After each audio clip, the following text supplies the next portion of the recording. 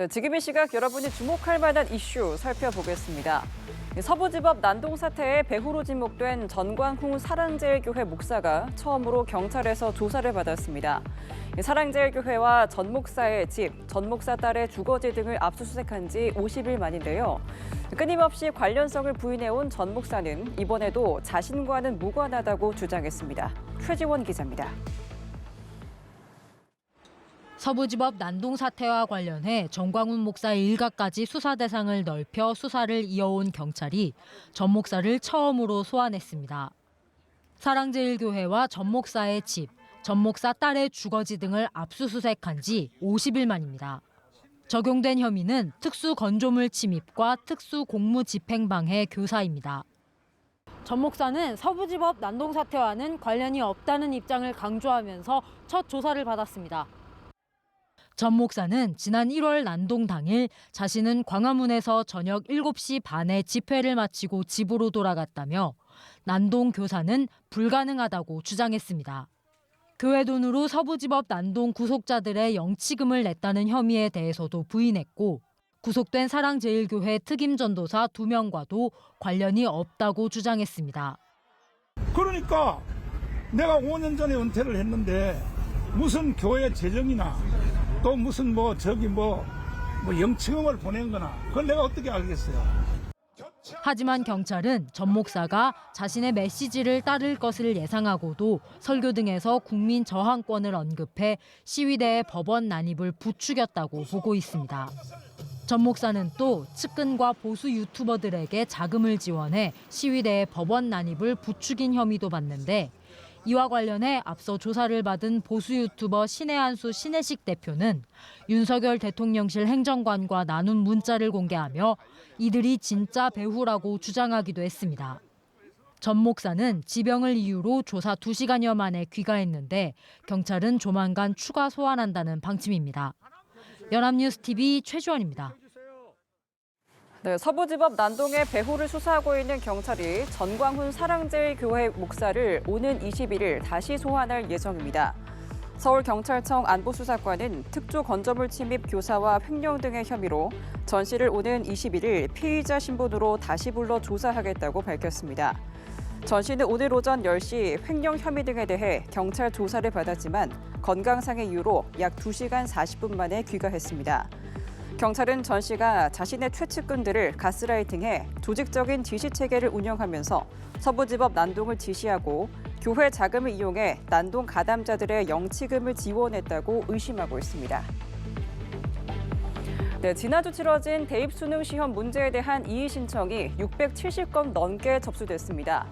올해는 특히 수험생들에게 배부된 일부 컴퓨터용 사인펜에 대한 문제 제기도 잇따랐는데요. 답안지 표시 중 잉크가 번져 피해를 봤다는 수험생들의 불만이 이어지고 있습니다. 한편 시각장애 응시생이 사용하는 보조수단 표기 방식이 예고 없이 시험 당일 바뀌었다는 지적도 나왔습니다. 임광빈 기자입니다. 수능 시험이 끝난 직후부터 닷새 동안 접수된 이의 신청은 모두 675건으로 잠정 집계됐습니다. 지난해 대비 2배 가까이 늘어난 수치인데 올해는 특히 시험장에서 배부된 컴퓨터용 사인펜 분량을 지적하는 이의 신청이 잇따랐습니다. 배부받은 사인펜이 시험 도중 터져 잉크가 손과 답안지에 묻었고 이를 교체하고 손을 씻는 과정에서 시험 시간에 불이익을 받았다라거나 반복되는 번짐 현상에 신경 쓰느라 문제를 다 못 풀었다는 불만이 터져나왔습니다. 화이트로 수정을 했지만 제대로 수정이 됐는지 모르겠다며 불안감도 나타냈습니다.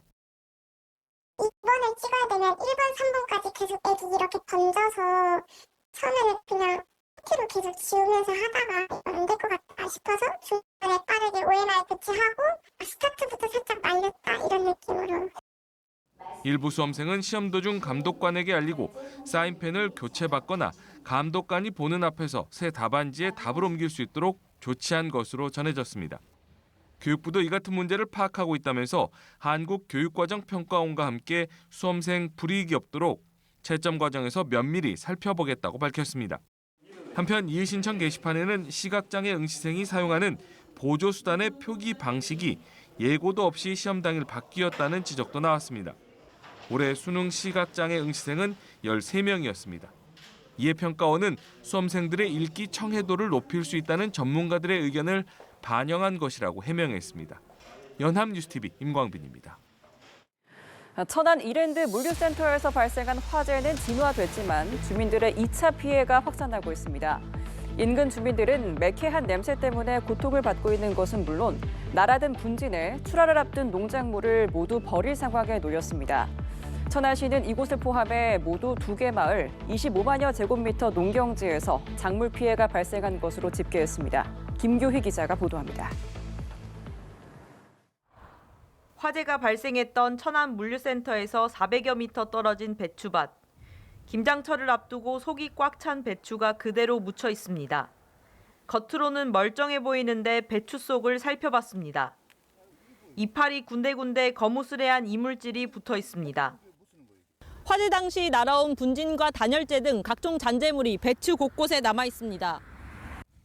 이곳의 배추 8만 포기가 피해를 보았습니다.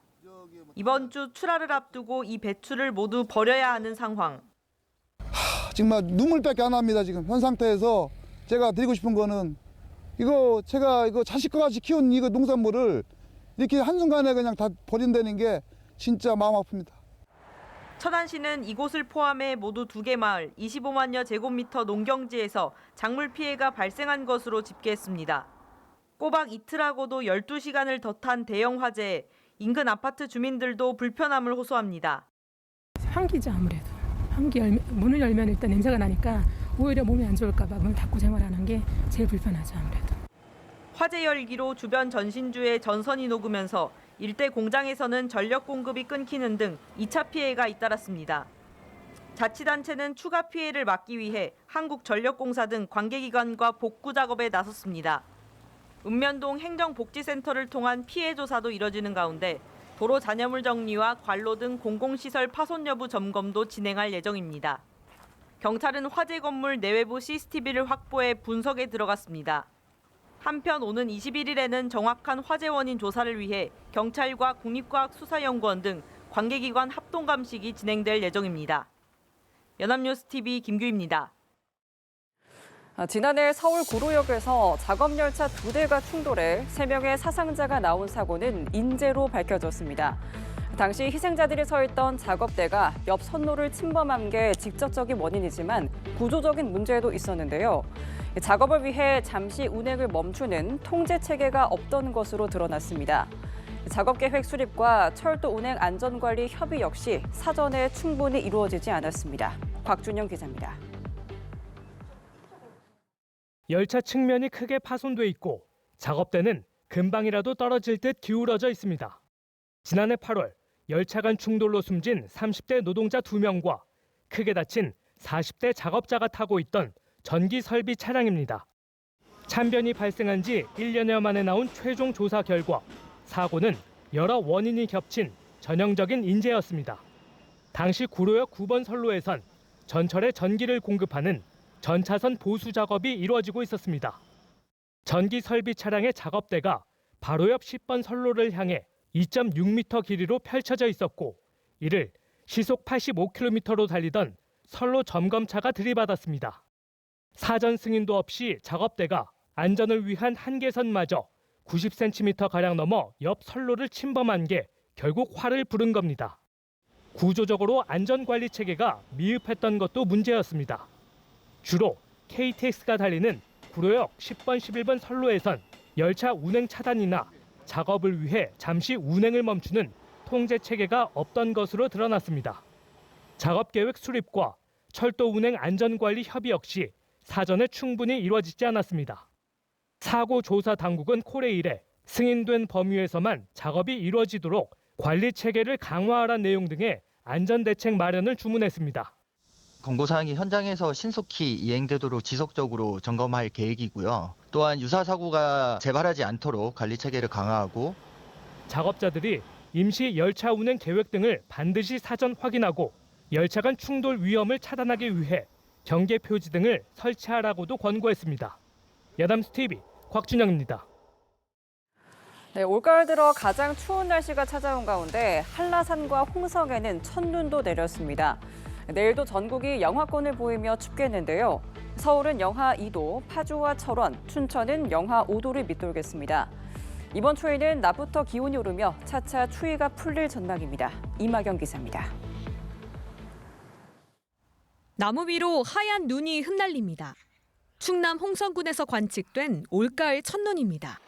제주 한라산에도 이번 가을 들어 처음으로 눈이 내렸습니다. 북서풍을 타고 밀려온 찬 공기가 상대적으로 따뜻한 서해 위를 지나면서 구름대가 만들어졌기 때문입니다. 서해안은 아침까지, 제주도는 목요일까지 눈이 내리겠습니다. 특히 제주 산지는 최대 5cm의 눈이 내려 쌓일 걸로 보입니다. 서해상에서 만들어진 구름대의 영향으로 서해안과 충남, 전남 등 서쪽 지역에 비가 내리겠고 기온이 낮은 새벽 시간대나 고지대는 눈으로 내리는 곳이 있겠습니다. 전국 대부분 지역의 아침 기온이 영하로 떨어진 가운데 수요일 아침에도 추위는 이어집니다. 서울은 영하 2도, 파주와 철원, 춘천은 영하 5도를 밑돌겠습니다. 다만 낮부터는 기온이 10도 안팎으로 오르겠고 일교차가 15도 이상 벌어지는 곳도 있겠습니다. 목요일부터는 차차 서풍이 불면서 평년 기온을 회복할 전망입니다. 연합뉴스 TV 이마경입니다.